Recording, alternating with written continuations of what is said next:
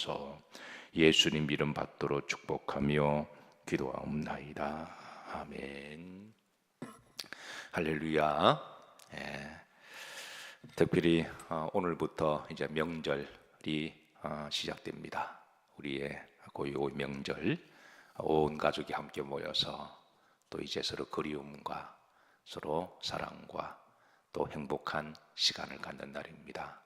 명절에 가족들끼리 또 화목하고 행복한 만남이 되기를 주의 이름으로 축복합니다. 아마 우리나라 명절이 되면 민족 대이동이 시작됩니다. 많은 사람들이 이제 고향을 방문하죠. 사람들의 마음 속에는 이제 본향을 찾는 회귀 본능이 다 있지요. 그래서 명절이 되면 이제 고향을 방문하고 또 부모님을 찾아뵙고 그렇게 시간을 가집니다. 자, 그런데 성경에 보면 우리들에게 또 다른 이제 본향이 있음을 알려주고 있는데요. 히브리서 11장 4절 말씀을 보시면 본향을 찾는 사람들이다 그랬습니다. 히브리서 11장 4절에 보면 이제 본향을 찾는 사람들이다 그랬습니다. 5절에 보면 저들이 이제 본향을 찾을 때 기회가 있었으려니와 그랬어요. 그래서 우리가 본향을 찾아갈 때 여기에는 본향은 이제 하늘의 본향을 말씀하고 있습니다.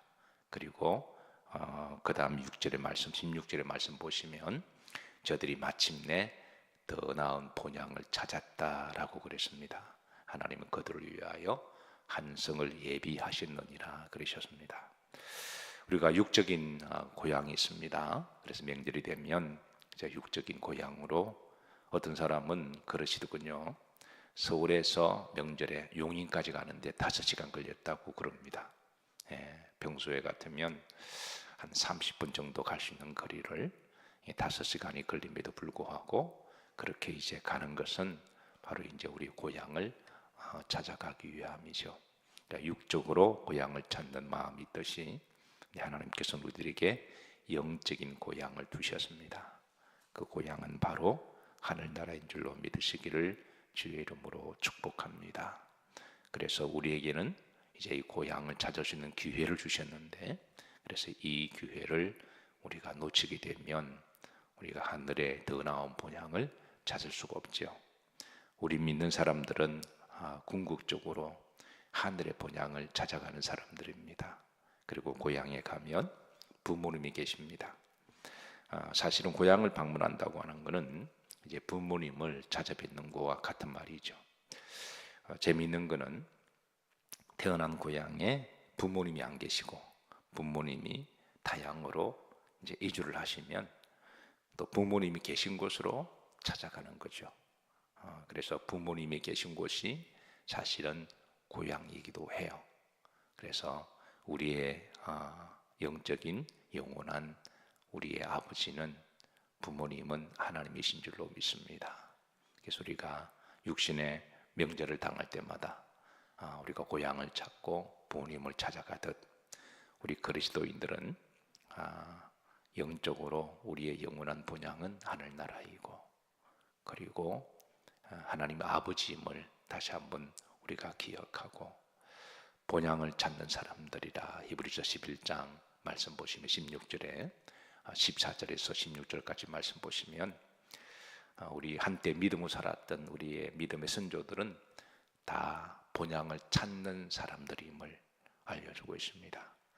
본향을 찾는 사람들이라. 그리고 15절에 보면 이제 그들이 나온 바 본향을 생각하였더라면 돌아갈 뭐가 있었으려니와 기회입니다. 그래서 이 기회, 우리가 이 땅의 나그네 인생을 살아가면서 이 기회를 찾은 사람은 마침내 영원한 본향에 들어가고 이 기회를 놓치게 되면 그 본향에 들어가지 못하는 거죠.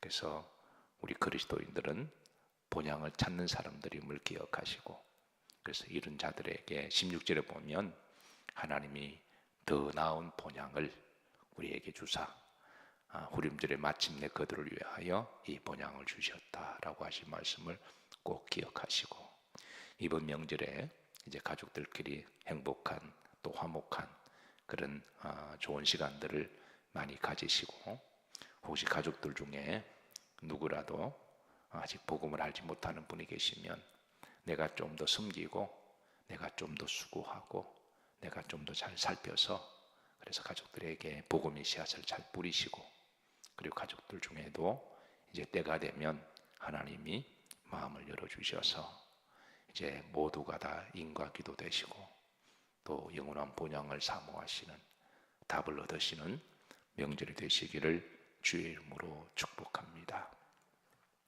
자, 오늘 본문에 보시면 제목입니다. 따라서 하십니다. 주의 말씀은 내 발의 등이요 빛이니이다 그랬습니다. 시인은 105절에 말씀 보시면 주의 말씀은 내 발의 등이요 내 길의 빛이니이다 라고 고백하고 있습니다. 자, 우리가 어두운 밤길을 걸을 때에 반드시 필요한 것은 등이죠. 여기에 105절의 말씀은 이제 우리의 길에 캄캄한 밤길을 걸어갈 때, 그때 꼭 필요한 것이 등입니다. 그리고 그 등에 나온 빛이 우리의 발걸음을 환히 비춰주셔서, 그래서 우리가 그 길로 걸어갑니다. 만약에 칠흑같이 어두운 밤길을 걸어가는데 등불이 없다면 어떻게 될까요?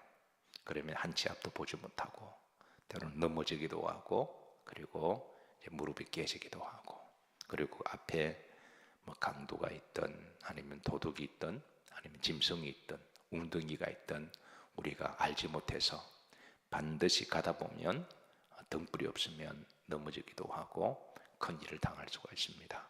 그래서 어두운 밤길을 걸어갈 때 그 등불이 있다고 하는 게 얼마나 귀하고 복된지 알 수가 없습니다. 시인은 어두운 밤길에 따라서 하십니다. 주의 말씀은 내 발의 등이요 내 길의 빛이니이다 그렇게 고백하고 있습니다. 자, 성경에 보시면 이제 우리가 반드시 어두움을 만날 때가 있습니다. 칠흑 같은 어두움을, 한 치 앞도 알지 못하는 어두움을 만날 때가 있는데, 어떨 때 어두움을 만나느냐? 첫 번째가 바로 고난의 밤입니다. 인생의 고난의 밤을 만났을 때에, 성경에 보시면 인생의 고난의 밤을 만났을 때에 하나님 앞에 부르짖고 기도하는 대표적인 한 사람이 나와요. 그게 바로 욥입니다. 욥기서 23장에 보면 욥이 극심한 고난을 만났을 때, 우리가 어제 이제 갑자기 큰 일을 만나거나 고난을 만나면 앞이 뭐하다? 캄캄하다 그러잖아요. 실제로 그렇습니다. 갑자기 큰 일을 만나게 되면 앞이 캄캄해서 멘붕이 와서, 그래서 어찌할 바를 몰라서 주저앉게 되는 그런 일을 우리가 때로는 경험하기도 하죠. 그래서 인생의 고난이 왔을 때에 앞길이 캄캄할 때, 그럴 때 하나님은 우리의 주의 말씀을 통하여 등이 되게 하시고 빛이 되게 하시고 우리를 인도하시는 줄로 믿으시기를 주의 이름으로 축복합니다. 앞으로도 우리가 살아가다 보면 앞이 캄캄할 때 너무 방황하지 마시고 그냥 캄캄한데 그냥 막 급하다고 아무데나 뛰어가다가 반드시 넘어지고 깨지고 이 문제 해결하려고 그러다가 막 허둥지둥 하다 보면 다른 사기꾼 만나서 더 낭패를 당하기도 하거든요. 근데 엎어진데 그리고 코 깨진다라고 하는 것처럼, 그래서 그럴 때 잠깐 앞이 캄캄할 때 잠깐 내려놓으시고 교회에 오셔서 기도하시고 말씀으로 조명을 받다 보면 하나님은 그 가운데 우리의 길을 열어주실 줄로 믿으시기를 주의 이름으로 축복합니다. 자, 두 번째 미래입니다. 우리가 미래도 알 수 있는 사람은 아무도 없어요. 아무리 지혜롭고 명철한 사람이라고 할지라도 미래를 우리가 알 수가 없습니다. 흔히 미래학자들이 있습니다. 미래학자들은 이제 과거의 모든 데이터들을 이제 근거를 해서, 그리고 통계를 해서 이제 오늘을 조명하고, 그리고 미래를 예측하는 사람이 미래학자들이죠. 그래서 그 분야에 있어서 공부도 많이 하고, 그리고 박사학위도 받고, 그래서 대표적인 미래학자 엘빈 토플러 같은 사람, 이런 사람들은 대표적인 미래학자죠. 근데 우리나라도 이제 꽤 미래학자들이 많습니다. 근데 미래학자들이 미래에 대해서 예측하기를 가장 분명한 것은 미래학자들이 하는 말입니다. 그러니까 미래를 연구하고 예측하는 사람이 미래학자들인데, 미래학자들이 미래에 대해서 가장 많이 하는 말을 뭐냐면 미래는 모른다. 이게 미래학자들이 말하는 미래입니다.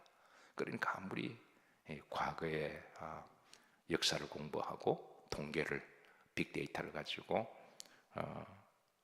현실을 잘 분석하고 미래를 예측할지라도 모른다는 거예요. 그 왜 그럴까? 미래학자들이 연구를 했습니다. 왜 그렇게 연구를 했는데 우리는 모를까? 빈번히 틀렸을까? 몇 년 전에 코로나가 왔습니다. 코로나가 오기 전에는 미래학자들이 그 다음의 미래는 찬란한 미래로 예측을 했습니다. AI가 더 발전될 것이고 인공지능이 더 발전될 것이고, 그리고 이제 와이파이 무선이 이제 더 이렇게 서로 멀티 와이파이가 되어서 사람들이 인식하게 되고, 뭐 그때는 난리가 났는데 그 다음에 코로나가 터졌습니다. 그 누구도 예상하지 못했어요. 그리고 미래학자들 그때부터 입을 닫기 시작했습니다. 다 틀렸거든요. 네. 근데 왜 모를까? 그 이유가 바로 미래는 우리가 알 수 없는 돌발 변수들이 등장하기 때문에 그렇다라는 거예요. 그 누구도 알 수 없는 돌발 변수가 일어나면 그동안의 모든 변수와 상수를 다 상쇄시켜서 예측할 수 없는 미래로 이제 우리 앞에 다가오기 때문에 작은 돌발 변수가 미래를 다 뒤엎어버리는 그런 일들이 있기 때문에 미래학자들은 여전히 미래를 알지 못한다. 그렇게 이제 예측을 하고 있습니다. 그러나 미래가 아무리 그렇더라도 이 미래를 알고 주관하시는 분은 하나님이십니다. 그래서 주의 말씀은, 따라서 하십니다. 주의 말씀은 내 발의 등이요 내 길의 빛이니이다.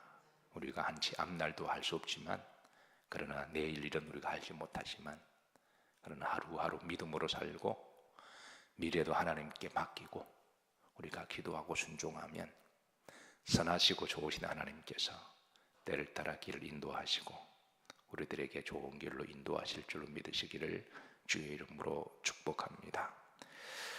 자, 세 번째, 이제 우리가 알 수 없는 길은 영적으로 어두운 길이 있습니다.